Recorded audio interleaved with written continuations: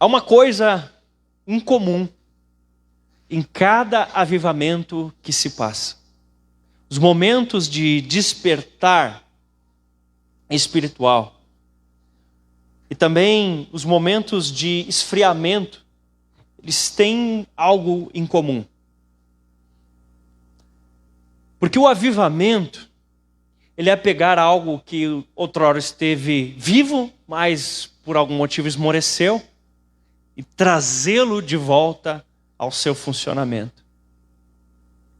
E ao longo dos anos, essa igreja, a igreja de Jesus, ela passou por vários avivamentos. Por exemplo, a igreja primitiva, ela veio sucedendo o avivamento organizado por Jesus, e esse avivamento ali durou em torno de 60 anos, até que essa chama que outrora havia ardido parou de arder. Todos os avivamentos, eles têm algo em comum: o mover do profético. O que é o mover profético? E nós vamos falar um pouco sobre isso. Nós vamos desambiguar um pouco, mas deixa eu te contar, por exemplo, alguns.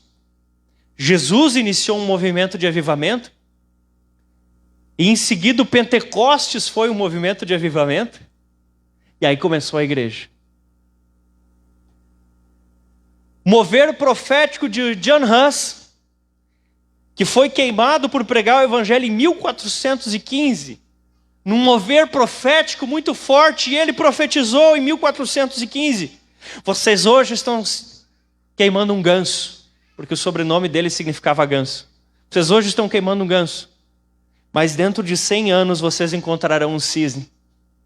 E 102 anos depois dele ter sido queimado, Martinho Lutero prega as 95 teses no castelo de Wittenberg e inicia a reforma protestante. Você pode dar um glória a Deus? O mover profético de John Huss, 100 anos depois, aquele ovo ficou chocando e deu à luz um avivamento, a reforma protestante. O próprio ministério de Lutero, o próprio caráter das 95 teses, apesar de que eu não concorde com todas, mas eram avivalistas, eram proféticas que traziam um avivamento. E o que dizer de João Batista, que foi literalmente o chamado por Deus para preparar o caminho do Senhor? A mensagem de João Batista era profética. Bem tranquila, ele dizia assim, né? Tipo assim, o machado tá posto aí. Bem tranquilo. E depois dele veio o quê? O ministério de Jesus. E assim será. Nesses últimos dias, uma geração profética se levanta para preparar a volta de Jesus. Amém? E antes de darmos continuidade, vamos fazer uma desambiguação, porque às vezes as pessoas começam a falar, mas afinal, o que é profético? O que é profecia? O que é ser um profeta? O que é visão? O que é revelação? O que é isso? Vamos rapidinho, antes da gente entrar de fato na palavra. Profeta, digamos com P maiúsculo, é alguém que recebeu um chamado de Deus para um ministério, para um serviço específico. E nesse sentido, profetas existem poucos. Não são muitos, são poucos. Não são a maioria em uma igreja, não são a maioria numa cidade, são poucos mesmo. E o desafio principal de quem tem um ministério de profeta é estimular, ativar, ensinar, edificar, preparar para que toda a igreja mova-se no profético. Esse é o chamado do profeta, da pessoa que tem o dom ministerial de profeta ou de profetisa, no caso da mulher. Preparar o corpo de Cristo, para que o corpo de Cristo mova-se no profético. Se você quiser ver mais sobre isso, Efésios 4, 11 até o 13. E é claro que nesse caminho ele vai também mover-se muitos dons. Dons comumente encontrados nos profetas são profecia, e a profecia é uma revelação de Deus sobre o futuro, sobre algo que não aconteceu ainda. Profecia. E não é preciso a pessoa ser um profeta para ter o dom de profecia. Palavra de conhecimento, que é uma revelação de alguma coisa que já aconteceu, é sobre o passado. Dom de línguas, interpretação de línguas, que às vezes a interpretação também é uma profecia ou uma palavra de conhecimento. Esse é o profeta. Agora, profeta no sentido um pouco mais genérico, não uma pessoa que recebia um ministério, mas a pessoa que se move na área profética, em certo sentido, deveríamos ser todos nós. Deveríamos ser todos nós. Pessoas que aprendem a mover-se nessa área profética, aprendem a agir dentro do profético, deveríamos ser cada um de nós, fazendo declarações de fé, denunciando o pecado, alinhando com o coração de Deus. Outra palavra que o pessoal geralmente usa, visão. Visão normalmente é a maneira como as pessoas usam para chamar ou o dom de profecia, ou a palavra de conhecimento, ou até mesmo a interpretação, o discernimento de espíritos, quando a pessoa enxerga algo. Pode ser um desses. Porém, o mover profético, ele não está ligado exclusivamente a revelações. A palavra diz, se você quiser abrir, em Atos capítulo 15, o versículo 32. Atos capítulo 15, versículo 32.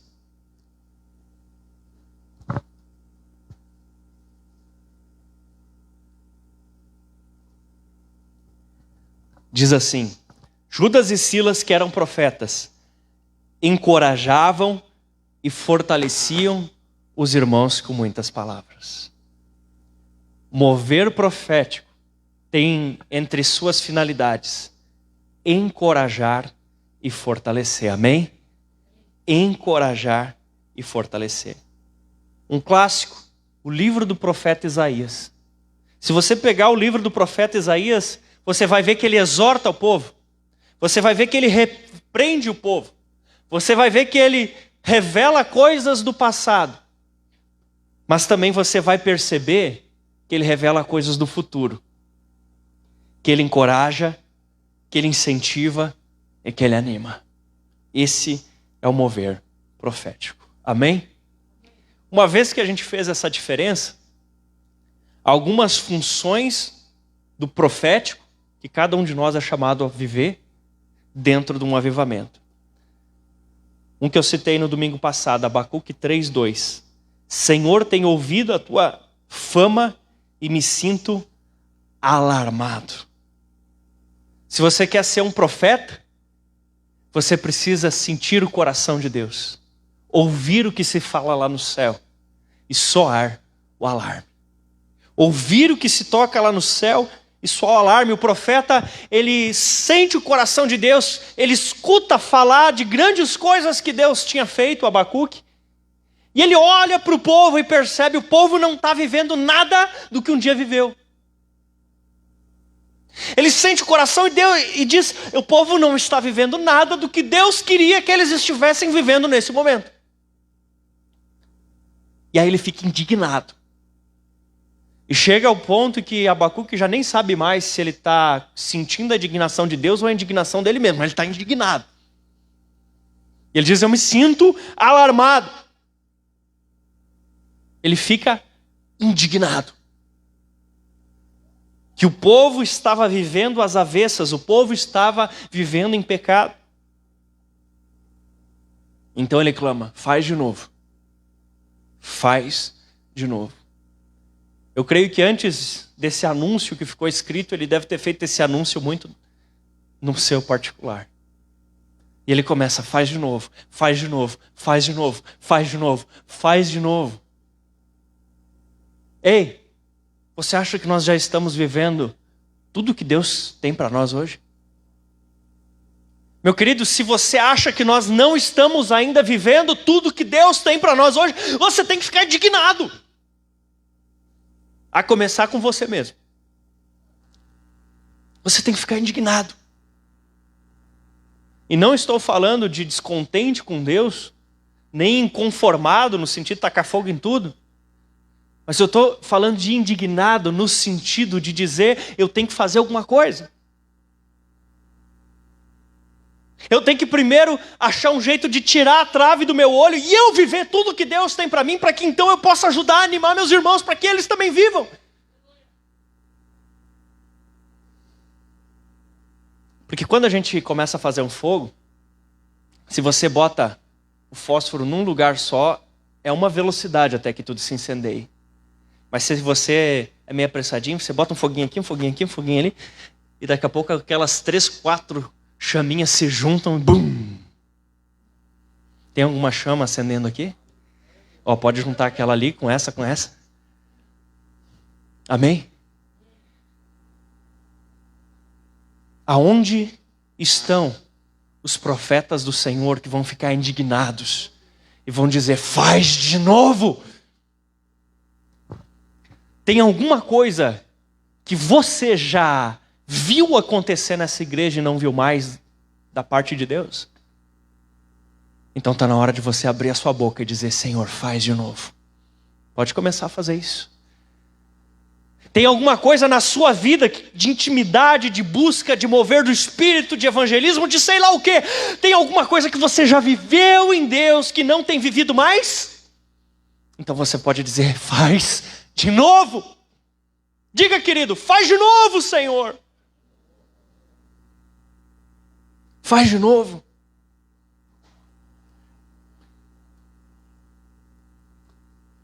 E ele completa, em tua ira, lembra de tua misericórdia. Porque ele percebe que Deus já tinha feito grandes coisas. Ele percebe que Deus podia fazer coisas maiores. Mas ele enxerga que eles não estavam na condição de exigir nada. Porque estavam vivendo abaixo daquilo que Deus tinha para eles. Continua, profeta. Diga também, em tua ira, lembra-te da tua misericórdia. Vamos lá? Em tua ira, lembra-te de tua misericórdia. Porque se já experimentamos algo, se já vivemos algo, e não estamos vivendo, e me refiro a coisas que deveríamos estar vivendo, tá? Não a coisas que abandonamos, ou coisas que era só para um tempo. É porque alguma coisa está errada em nós. E nós precisamos assumir uma postura, amém? Precisamos assumir. Quer se mover no profético? Quer? Jejue? Eu acho que quando eu leio a Bíblia não tem ninguém que jejue mais que os profetas. Jejue. Estude a Bíblia. Seja o chaveirinho de Jesus. Não tenha pressa para ver as coisas acabarem. E esse negócio de jejuar, de orar, de buscar, não é para sensibilizar o coração de Deus, para sua carne parar de te atrapalhar de entender a vontade dele. É para enfraquecer os desejos pecaminosos e você conseguir entender a diferença entre a vontade dele e a tua própria. É muito fácil dizer assim, Deus está falando, quando esse teu Deus sempre fala aquilo que você quer. É engraçado isso. Mas quando Deus sempre fala tudo que você quer ouvir e nunca te contrarei em nada, ou você está muito alinhado com Deus, glória a Deus por isso, ou você está muito sem vergonha. Porque está achando que é a voz de Deus e você não está discernindo, é a voz da tua carne. A segunda coisa que o profético faz em nossas vidas é que os profetas, eles precisam ser a voz que denuncia o pecado. E calma aí, tá? Não estou falando para você sair envergonhando os outros. Denunciar o pecado não significa necessariamente humilhar pessoas, tá? Mas denunciar o pecado. Não se associar com o pecado. O profeta precisa primeiro tirar a trave do seu olho, para depois poder denunciar o cisco no olho do outro. O profeta precisa primeiro se encarar diante do espelho, olhar para a sua vida, usar a Bíblia como o paradigma, como o que norteia a sua vida, e só depois disso, então sim, ele denuncia o pecado. Mas ele começa no seu particular denunciando o pecado dele mesmo. A gente usa o dedo indicador para falar do profeta, né? Porque Assim diz o Senhor. Mas já diziam até os professores na nossa sala de aula que cada vez que a gente aponta um dedo para o outro, tem 4 apontando para a gente, né? Esse é o chamado do profeta. Ele aponta o dedo, sim. Mas antes de apontar um dedo para o outro, ele aponta 4 para ele primeiro. Ele busca corrigir a sua vida, porque ele sabe que assim como o denunciado, ele também é pecador precisando de arrependimento. Amém? O profeta Ageu, por exemplo, ele denuncia que naquela época as pessoas estavam morando, haviam saído do exílio da Babilônia, voltam para Jerusalém, porque eles cantavam dizendo: Deus, deixa a gente sair da Babilônia, que saudade do tempo que a gente ia para o templo em Jerusalém e adorava. Deus diz: que legal, tá bom, volta lá então. Aí eles voltam, e daí eles fazem casas mega luxuosas para eles, e o templo continua destruído. Aí o profeta Ageu diz: o que vocês estão fazendo, gente? Vocês falaram lá que estavam com saudade do templo, aí vieram para cá, estão fazendo mega casas e o templo está destruído. E o profeta Ageu denuncia. O profeta Malaquias, ele se levanta e ele diz assim: pessoal, está errado. O que está errado, Malaquias? Tem um monte de gente dizendo assim: eu vou me separar. Por quê? Porque quando eu casei foi só um voto irrefletido, eu não sei, eu não estava com a cabeça no lugar e falei que queria, mas foi assim, da boca para fora. E o Malaquias diz: para com isso. Você pode ler o livro de Ageu, de Malaquias, você vai ver essas histórias. João Batista se levanta e fala por Herodes: Herodes, que coisa bem feia, você roubou a mulher do teu irmão e está com ela, isso é pecado, não pode. E Herodes meio que fala a João Batista: vai cuidar da tua vida. E o João Batista diz: não, Herodes, você está em pecado, para com isso. Essa mulher do teu irmão não é tua. Isso custou a cabeça dele. Herodes mandou cortar a cabeça de João. Elias enfrentou a fraqueza de Acabe e enfrentou a idolatria de Jezabel. Jezabel não aceitou e morreu. E talvez Acabe seja uma grande surpresa no céu, porque fala que ele jejuou e se humilhou. Vai saber, né? Depois de denunciar o pecado, uma das responsabilidades do profético, obviamente, profetizar. Profetizar. Além do aspecto imediato, né, trazer uma revelação sobre algo futuro, nós somos chamados a profetizar também no sentido mais genérico. Como assim, pastor? Nós somos chamados a ser uma geração que faz declarações proféticas. A pessoa chega para você: não sei mais o que fazer. Você: eu declaro em nome de Jesus que esse teu filho vai se converter. Não sabe, a empresa está um caos. Você declara: eu profetizo em nome de Jesus que essa empresa vai prosperar. Amém? Declarações proféticas. Pastor, mas Deus não trouxe essa revelação, mas você está fazendo declarações baseadas nos princípios da palavra. E aí você declara com fé a mudança. Em Gênesis 1:28, a palavra de Deus diz que Deus nos deu a autoridade para governar sobre a terra. Exerça palavras, profetize. Comece a declarar: eu profetizo que essa igreja ela é quente, cheia do fogo do Espírito Santo. Eu declaro sobre essa célula que essa célula vai ganhar muitas vidas para Jesus. Isso é o profético. Essa é uma função do mover profético dentro de um avivamento. Declarações cheias de fé. Outra função do profético dentro de um avivamento, que eu citei antes aquele texto: encorajar, fortalecer. Diz ali que Judas e Sila eram profetas, encorajavam e fortaleciam. Os profetas não são meramente arautos da desgraça, eles são precursores da graça. Eles trazem o para-te-quieto para que Deus possa manifestar o amor que Ele tanto quer ali. Eles tiram a trave que está impedindo esse fluir. Quando tem um povo sem esperança, um povo triste, um povo desanimado, um povo incapaz, eles mostram o futuro glorioso que nos aguarda. E nos lembram do passado vitorioso, onde Jesus morreu por nós na cruz, garantindo o nosso sucesso. Os profetas são chamados a trazer o foco de volta para Jesus. Se você se entende como profeta ou alguém que se move no profético, mas só derruba e nunca anima ninguém, talvez tenha que dar uma revisada. Porque, de alguma forma, o seu agir profético tem que trazer algum tipo de edificação. Então você tem que analisar onde está a edificação nisso. O que isso vai trazer de benefício? Em Jeremias 1:10, primeiro, Jeremias 1:10, Deus chama Jeremias para ser um profeta e ele diz: hoje eu constituo você sobre profetas, sobre as nações e reinos, para arrancar e derrubar. Ó, pastor, está falando aí que o profeta tem que derrubar.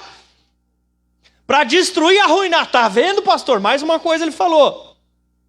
E também para edificar e plantar. Viu? Não é só para derrubar, não. Também diz aqui edificar e plantar.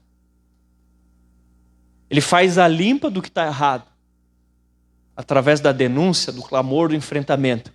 Mas ele também atrai a semeadura do novo de Deus.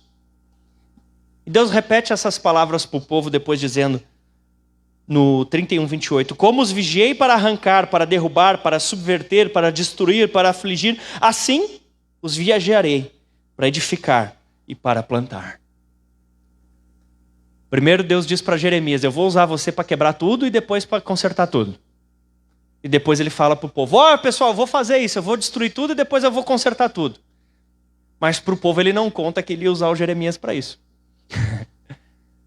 Resultado, o povo persegue o Jeremias. O povo vai contra o Jeremias. Se você deseja um avivamento em sua vida, se você deseja mover-se no profético em sua vida, sim, você vai ser contrariado. Sim, às vezes não será fácil. Quinta coisa, anunciar mudança de tempos.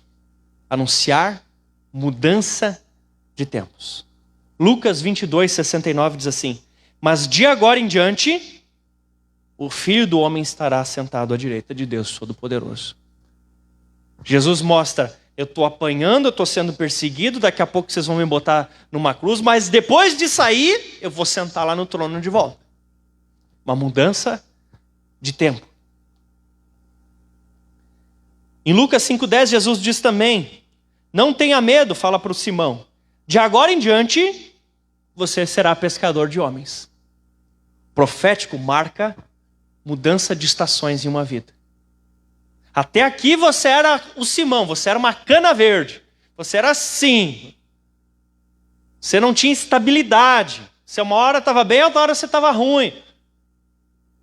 Você não tinha firmeza. Mas agora deu. Agora tu é o Pedro. Agora tu é uma pedra. Agora tu é firme. Agora os outros vão até se escorar em ti, que tu é forte. Mudança de tempo. Você está precisando de uma mudança de tempo na sua vida? Então você precisa da ministração do profético. Porque avivamento não vem sobre uma geração de Simão. Uma geração molenga. Uma geração tá bem, tá mal. Não tem estabilidade, não tem persistência. Avivamento não vem.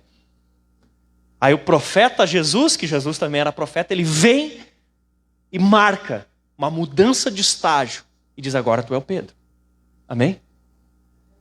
E aquilo marcou o início de uma nova era sobre a vida do Pedro, uma era de avivamento. Só Jesus? Não. Paulo também. Entre outros ministérios, Paulo também era profeta. E diz, estou livre da minha responsabilidade, de agora em diante irei para os gentios. Atos 18:6. Paulo prega para os judeus, Paulo anuncia para os judeus, e os judeus não aceitam, e ele diz, agora deu. Fiz o que era para fazer, agora acabou essa fase. A minha fase pregando para judeu acabou, agora a minha fase é pregando para gentil. E ele vai para os gentios. Mudança de tempo, mudança de estação. João Batista anuncia, eu batizo vocês com água, mas depois de mim, vem alguém que é mais poderoso que eu não sou nem digno de levar as suas sandálias. Ele os batizará com o Espírito Santo e com fogo, aleluia. Mudança de tempo. Até aqui vem o ministério de João. Acabou, agora é o ministério de Jesus. Até aqui era um tipo de batismo, acabou, agora começa outro. mudança de tempo. Quando coisas acabam e coisas começam. Para você viver um avivamento, é necessário um marco na sua vida. Porque vai ter coisa que vai ter que ficar daqui para trás. Senão a igreja toda vai começar a viver um avivamento e você não vai viver. Porque você tem que colocar um marco e dizer, parou. Pecados, fraquezas, preguiças, inconstâncias. Você vai ter que pôr um marco. E dizer, agora é diferente. Amém?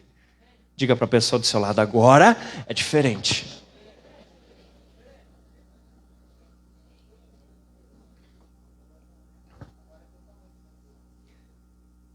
Outra coisa, ser um sinal.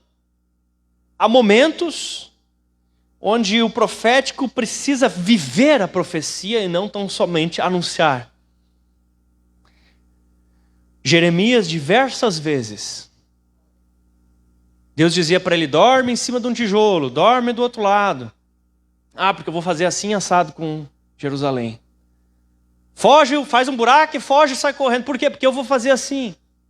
A vida dele anunciava o futuro, o que iria acontecer. Ágabo, quando quer falar que o Paulo seria preso, ele arranca a cinta do Paulo, amarra a cinta na mão e diz, vai acontecer isso aqui. E vive aquele momento. Obadias é um caso meio complicado. E eu recomendo que você não saia assim, imitando o exemplo dele sem ter maturidade, porque muitas pessoas já tentaram fazer isso e se deram mal. Mas ele teve muita clareza que deveria casar com uma prostituta. E que os filhos que nascessem deveriam ganhar nomes proféticos. Do tipo, não meu povo e assim por diante. E ele precisou viver aquilo. Agora, se nós queremos ser uma geração profética, talvez surja no seu coração o pensamento, mas se eu for viver essas coisas, eu não estarei em perigo? É perigoso sim. Mas para isso, Deus levantou um corpo de liderança nessa igreja. Pastores, líderes, discipuladores. Esse corpo de liderança vai pegar você na mão e vai te ajudar a crescer no profético. O profético, sem um delineamento, sem lideranças, sem direção, ele pode virar uma baita de uma bagunça e complicar as coisas e, em vez de avivamento, trazer confusão. Mas não é o seu caso. Eu tenho certeza que nessa casa o Senhor nos abençoou com vários pastores e líderes, vários discipuladores, que vão poder ajudar você a crescer nessa área. Para que você mova-se no profético, mas protegido para não fazer besteira. Você acredita nisso? Amém? Então, se você tem dúvida, pergunte. E com certeza, eles vão te ajudar. Mas a mensagem de hoje era isso, querido.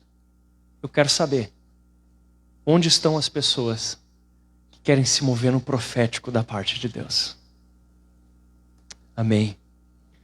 Eu quero convidar, primeiramente, você a fechar os seus olhos. Quero convidar aqui o Dodi, o Ali, a Mônica, a pastora Tássia, se estiver por aí, para virem aqui na frente também os nossos pastores, líderes de rede. O Ministério de Louvor pode me ajudar aqui também, por gentileza.